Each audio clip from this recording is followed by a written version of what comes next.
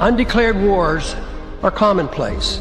Tragically, our government engages in preemptive war, otherwise known as aggression, with no complaints from the American people. Sadly, we have become accustomed to living with the illegitimate use of force by government. To develop a truly free society, the issue of initiating force must be understood and rejected. What if sometimes, to love your country, you had to alter or abolish the government? What if Jefferson was right? What if that government is best which governs least? What if it is dangerous to be right when the government is wrong? What if it is better to perish fighting for freedom than to live as a slave? What if freedom's greatest hour of danger is now?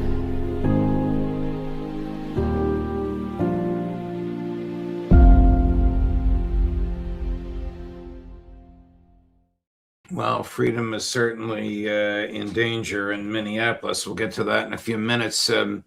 Judge Andrew Napolitano here for Judging Freedom. Today is Thursday, the 29th of January, 2026. Aaron Maté joins us now. Aaron, a pleasure, my dear friend, as always.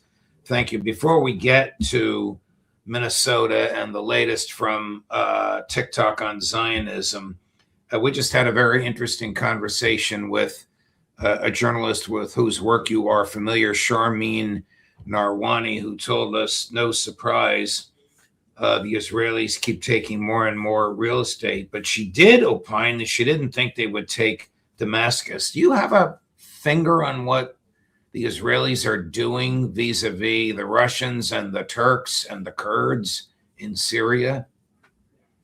Well, Israel doesn't need to take Damascus because Damascus has already been pacified. The new Syrian government that was installed just over a year ago with U.S. and Israeli help after a decade-long dirty war and crippling sanctions and the U.S. military stealing Syria's resources to further impoverish the people, make them suffer, and finally cave to regime change.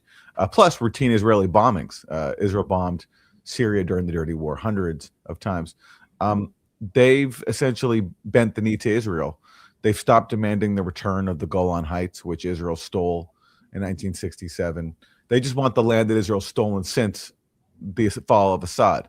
But otherwise, they're not going to raise any trouble. They've expelled Palestinian groups. They've announced further curbs on Palestinians. So Israel doesn't need to steal Damascus from the Syrian government because it effectively has already taken it. And you have the predictable mess in Syria right now. Recently, there was a warning that the Islamic State has grown and is an increasing threat to neighboring Iraq. And that's not a surprise when you have a government who's headed by Ahmed al-Shara, a.k.a. Mohammed al-Jalani, who's the former deputy leader of ISIS and the founding leader of al-Qaeda in Syria. And you have his government essentially abandoning negotiations with the Kurds in the north that were brokered by the U.S. and taking their territory too by force because he has carte blanche to do that from the Trump administration, which typical for the U.S. is betraying the Kurds. So Syria is a complete predictable mess, and you have now all the effects of U.S. aggression, U.S.-Israeli aggression in the region spilling over everywhere. So Iraq now is under new threat from Trump because Iraq has a strong presence of parties and militias in its government who are friendly with Iran because of historic ties and because they are Shia. So what has Trump just done? He's just said that if Iraq reinstalls a former Prime Minister, Nouri al-Maliki, who is friendly with Iran, that the U.S. will cut off all support to Iraq and will make life very difficult for Iraqis.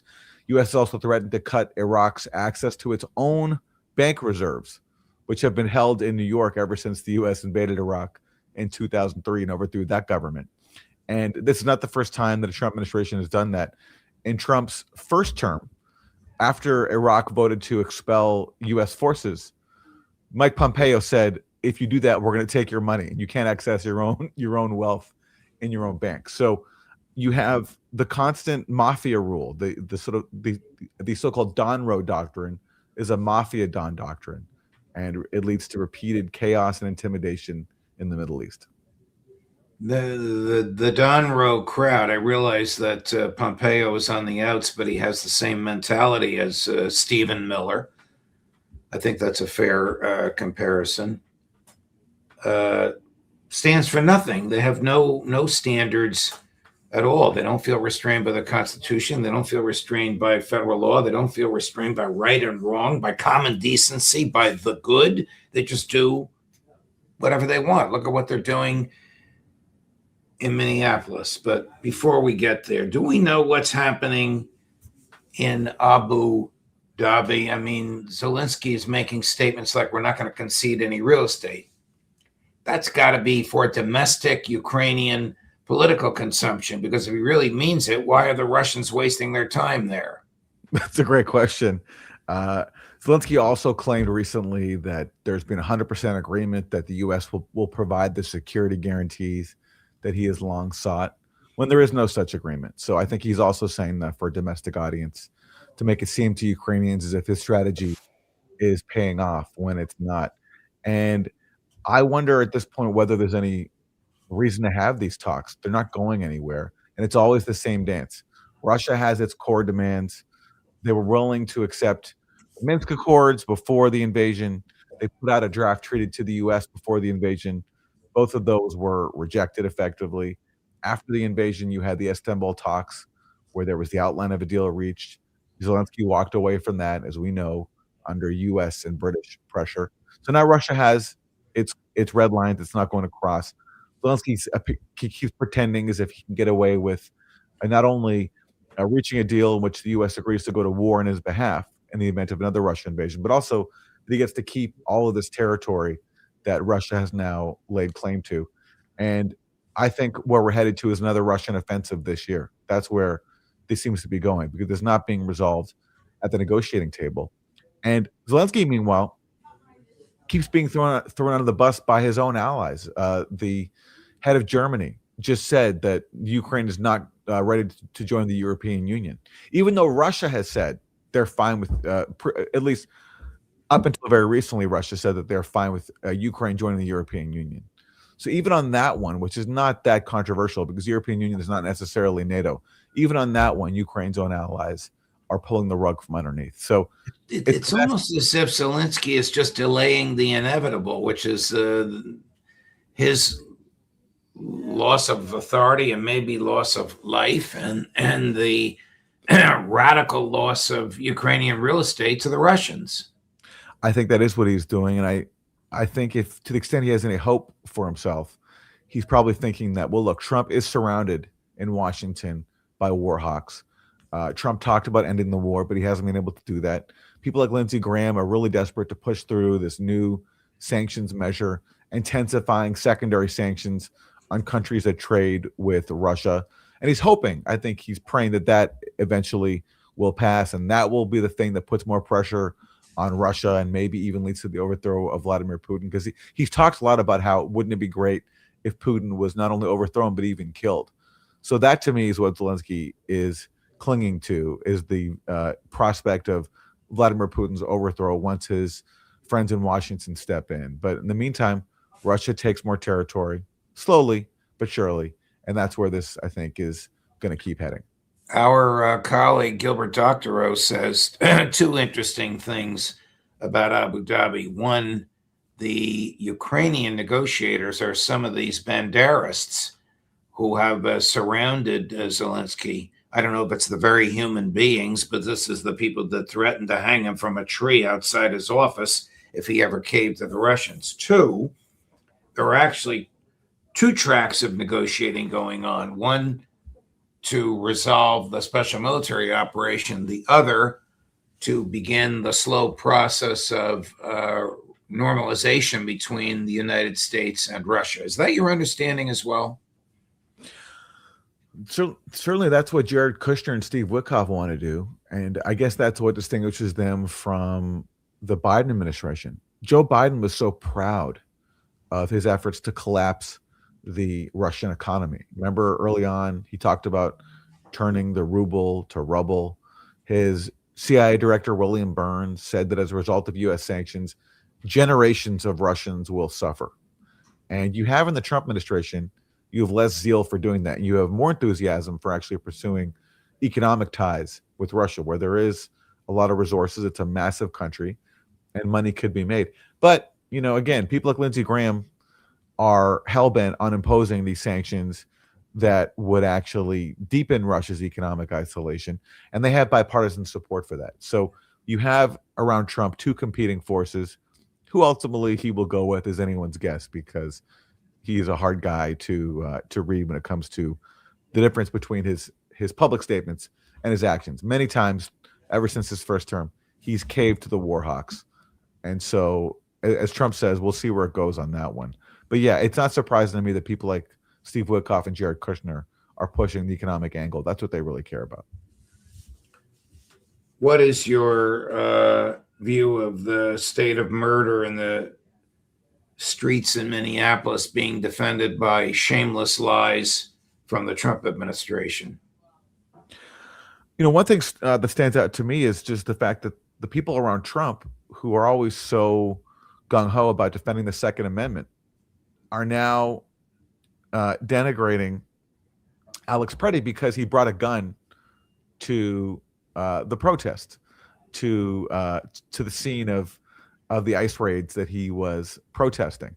And now you have people around Trump saying that because he did that, he somehow deserved to be killed. Now, I don't think it was wise of him to do that, but are we now going to argue that if you have a concealed carry permit that you can't carry it with you? That's certainly not what the Trump crowd argued when people in Michigan went to protest COVID lockdowns and they were armed. So this is pitting their defense of the Second Amendment against their zeal for letting ICE kill people. Right. And that's just a very striking contrast. Here's the president manifesting a striking contrast. Here he is in 2025 and then again 2026. Chris, number 9. Question is on crime prevention. Would you be open to expanding the national concealed carry to apply to D.C. like it does in other states like Texas? Yeah. Well, they have it in some states and they feel strongly about it. As you know, I'm in favor of it. People have to protect themselves. I'm a Second Amendment person, very simply. People have to be able to protect themselves. Especially like in Washington, you walk down the street, a guy comes up and slugs you. He's got a pistol in his hand. You can be tough, you can be in great shape, you can be a powerful person, or you can be a guy that weighs 100 pounds with a gun in your hand. Right. And I'll bet on the guy with a gun 100% of the time, right? And so you need protection. So I'm a Second Amendment person all the way. Yeah, please. I don't like the fact that he was carrying a gun that was fully loaded and he had 2 magazines with him, and it's pretty unusual. But certainly he shouldn't have been carrying a gun. But I don't like that he had a gun. I don't like that he had 2 fully loaded magazines. That's a lot of bad stuff. And despite that, I say that's a very unfortunate.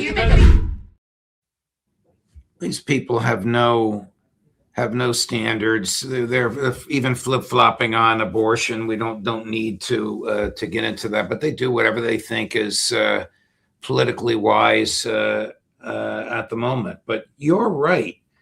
The crew around him were fierce defenders of the right to keep and bear arms, and now they're critical of this poor guy because he had a gun. Remember this? Kyle Rittenhouse? Remember this fellow in Wisconsin with that gun? He killed 3 people at a demonstration. The jury found him not guilty, and Trump and company lauded him. Yeah, and listen, in fairness to Kyle Rittenhouse, I think the video did show that a gun was being drawn on him. He was under threat. And in the case of Alex Preddy, though, you look at the video, his gun had been taken from him by the time he was shot. There's absolutely no reason to kill him. But listen, I try to be consistent. Was it wise for Alex Preddy to bring a gun? No, it wasn't. I mean, given the context, if I knew him, I would have advised him not to do that. Right. But does that justify his murder? I mean, absolutely not. And the Trump administration, having doubled down on the murder of Renee Good, having doubled down on these ICE raids that are terrorizing people, they've decided to, at least some officials have, decided to demonize Alex Preddy and basically say this was justified when it clearly was not. Well, they are going to continue to demonize him. They found a clip of him angrily kicking out the rear red light shield of an ICE vehicle and tussling with an ICE agent who apparently broke his rib in the process, and then the ICE agent gets back in the car and they leave Alex alone, as if that is some sort of a justification for putting 9 bullets into his back when he's on all fours and blinded by pepper spray. The last thing this poor guy saw in this veil of tears was pepper spray coming at his eyes. And they continue to demonize him. Kash Patel continues to say he was carrying the gun illegally. That is absolutely not true. The Minnesota statute specifically says you can carry it in a public gathering. I never thought I'd see the day when Republicans are, are casting doubt on people and insulting them for exercising their right to carry a concealed weapon. I never thought I'd see the day, but the Trump administration continues to suppress. Did you ever think you'd see this day? This is the president, the new president, the Larry Ellison installed president of TikTok, Chris, cut number 10. We made a change to designate the use of the term Zionist as a proxy for a protected attribute as hate speech. So if somebody were to use Zionist, of course you can use it in the sense of you're a proud Zionist, but if you're using it in the context of degrading somebody, calling somebody a Zionist as a dirty name, then that gets designated as hate speech to be moderated against. Over the course of 2024, we tripled the amount of accounts that we were banning for hateful activity. We also have, I think, over 24 Jewish organizations that are constantly feeding us intelligence and information when they spot violative trends. There is no finish line. There's no finish line to moderating hate speech, identifying hateful trends, trying to keep the platform safe. There's no such thing as an end game. Is the new TikTok now a Jewish organization? It's a Zionist organization, absolutely. Being Jewish myself, I can't let people like that claim claim our ethnicity, even though I'm not particularly religious. But it's certainly. Well, I intentionally used the word Jewish rather than Zionist to mimic what he said. We all know exactly what he's talking about. Yeah, well, it's certainly a Zionist organization, and it's more proof that Zionists ruin everything. They ruined Palestine by stealing it and ethnically cleansing it and committing genocide to preserve their ethno-supremacy. They've ruined the Jewish faith by adopting it and claiming to speak in the name of the Jewish people. And now they've ruined TikTok, and that's why people are leaving TikTok. And this is why they stole TikTok. This is why they forced its sale, is because, as people like Anthony Blinken explained, too many young people were seeing images of the carnage in Gaza that their tax dollars were supporting, and they were outraged about it. And so the response from the Zionists who run our society was to basically steal TikTok and now ban free speech, ban Zionism unless it's used in a positive term, which is just, you could read that and it sounds like that could be said in 1984. It's so Orwellian, but yet this is the new regime that we live under, and they're openly bragging about it. And he talks about being fed intelligence by Zionist organizations. So you have groups that are supposed to represent the Jewish people, which is a religious ethnic group, now involved in spying on their fellow citizens to snitch on people who are critical of Israel. And this is why they've also ruined CBS News, because the same people who now control TikTok now also control CBS News. And you continue to see the consequences there of just, where even recently one of their former staffers or stringers was a Palestinian cameraman in Gaza. He was killed by the Israeli military. And CBS News threw him under the bus by basically reporting the Israeli claims that he was part of a Hamas operation, when in fact he was covering a humanitarian operation. The CBS News covered that as fact. So even under Zionism, if Israel kills you and Israel smears you, even your own employer will throw you under the bus at places like CBS News. Yeah, but what kind of a business model is this? He's going to, this guy, Adam Presser, is going to drive a lot of young people to this new platform, Upscrolled, or at least he's going to drive them out of TikTok. It's not going to do what they joined it to have it do. Absolutely. it shows that not even everything in the society is about profit if it clashes with the state of Israel and Israel's interests. So this is not a business model. This is an ideological model. Do people want to watch Zionist pundits on CBS News and, even more obedience to the Trump administration? No. But if it serves an ideological agenda, the Ellisons will pay a lot of money for it. And the same thing at TikTok. They are losing people in droves who are going to new platforms like Upscrolled, which is founded by a Palestinian and will not ban you for criticizing Zionism. But I don't think they care, because this is about enforcing ideological conformity, even at the expense of making money. Wow. Aaron, thank you very much. I recently joined Upscrolled, as did you. We'll see how well it does. Chris tells me there's some technical issues, but that's to be expected when you just start out something of this magnitude. That's the price of free speech. To not yes, live under, nicely put. It is the price of free speech. Thank you. Thank you, Aaron. All the best to you, my dear friend. Good to see you. Coming up later today, at 1 o'clock, Colonel Douglas McGregor. This is quite a lineup. At 2 o'clock, Colonel Larry Wilkerson. At 3 o'clock, Professor John Mearsheimer. At 4 o'clock, I don't know where he is, but Chris found him, Pepe Escobar. Judge Napolitano for Judging Freedom.